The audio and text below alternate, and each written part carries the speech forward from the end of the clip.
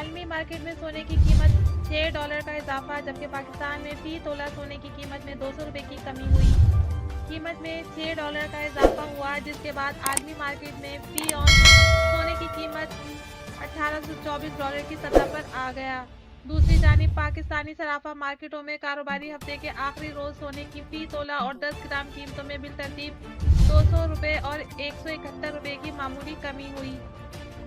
कीमतों में कमी के नतीजे में कराची, हैदराबाद, मुल्तान, लाहौर, रावलपिंडी, इस्लामाबाद, पेशावर और कोयटा की सराफा मार्केटों में सोने की फी तोला कीमत 1,83,900 रुपये, जबकि 10 ग्राम सोने की कीमत 1,57,665 रुपये होगी।